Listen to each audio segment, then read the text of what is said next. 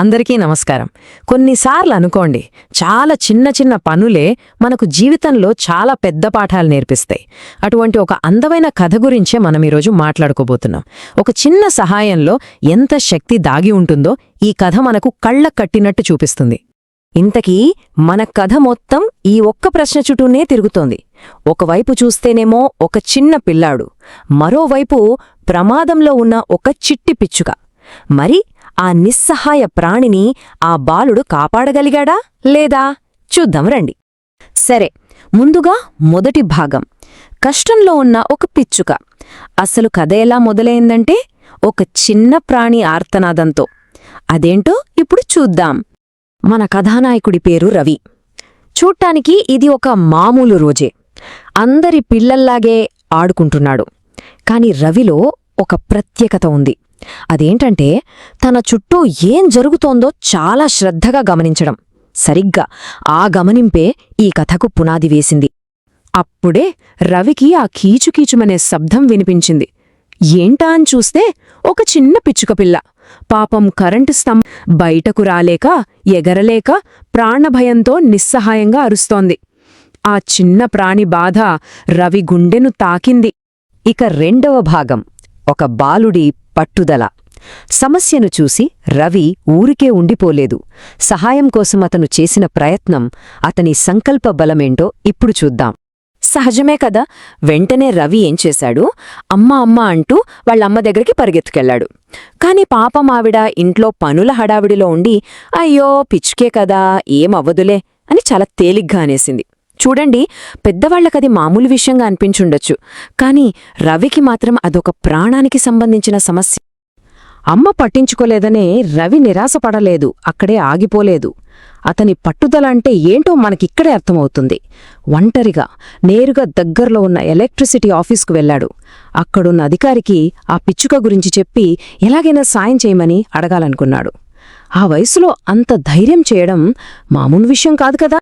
ఆ అధికారి దగ్గరికి వెళ్లి అతనన్న మాట ఇది: ఒక చిన్న ప్రాణం ప్రమాదంలో ఉంది, మనం సహాయం చేయాలి. అంతే. ఆ ఒక్క మాటలో ఆ పిచ్చుక పట్ల తనకున్న జాలి, కరుణ మనకు స్పష్టంగా కనిపిస్తున్నాయి. ప్రాణం చిన్నదా పెద్దదా అన్నది ముఖ్యం కాదు, ప్రాణమంటే ప్రాణమే అని రవి నమ్మకం. సో రవి పట్టుదలను మనం సింపుల్గా 3 స్టెప్స్లో చూడొచ్చు. మొదటిది అసలు సమస్యను గమనించడం. రెండవది సహాయం కోసం అడగడం.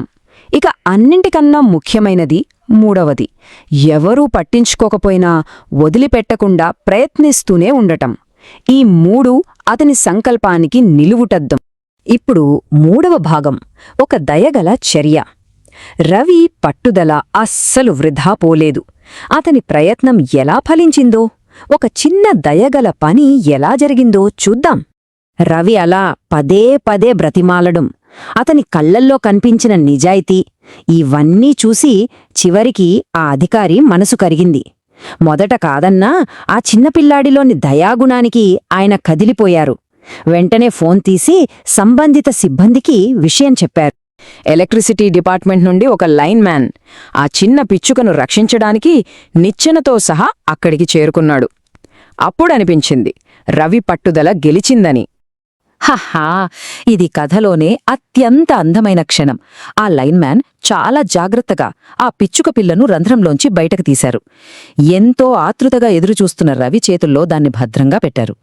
ఆ క్షణంలో రవి ముఖంలో కనిపించిన ఆనందం దానికి వెలకట్టలేం. ఆ పిచ్చుక పిల్ల సేఫ్గా తన చేతుల్లోకి రాగానే రవి కళ్ళు ఆనంద భాష్పాలతో నిండిపోయాయి. తను పడిన కష్టానికి, తను చూపిన పట్టుదలకి దక్కిన ఫలితమది.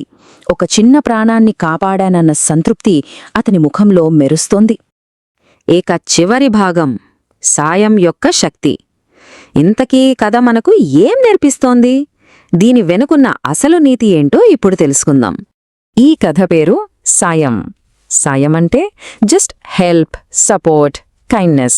ఇవి మాత్రమే కాదు, అవసరంలో ఉన్న ఒక ప్రాణికి మన వంతుగా చేయూతనివ్వటం. రవి చేసింది సరిగ్గా అదే. కాబట్టి ఈ కథ నుండి మనం నేర్చుకోవాల్సిన ముఖ్యమైన పాఠాలు కొన్ని ఉన్నాయి. దయ, కరుణ చూపించడానికి వయస్సుతో పనేలేదు. పట్టుదలగా ప్రయత్నిస్తే ఎలాంటి మార్పునైనా తీసుకురావచ్చు. ప్రతి చిన్న ప్రాణికి విలువ ఇవ్వాలి. అంతేకాదు మనం చేసే ఒక్క చిన్న మంచి పని కూడా చాలా పెద్ద ప్రభావాన్ని చూపిస్తుంది. రవి కథ మనందరిలోనూ స్ఫూర్తి నింపుతుంది కదా. అయితే ఈ కథ మన ముందు ఒక చిన్న ప్రశ్నను ఉంచుతుంది. రవి ఆ పిచ్చుక పిల్లకు సాయం చేశాడు.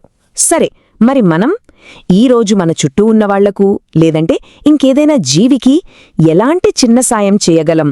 ఒక్కసారి ఆలోచించండి. ఈ వీడియో మీకు నచ్చినట్లయితే లైక్ చేయండి, షేర్ చేయండి, కామెంట్ చేయండి, అలాగే మన ఛానల్ ని సబ్స్క్రైబ్ చేయండి. Thanks for watching.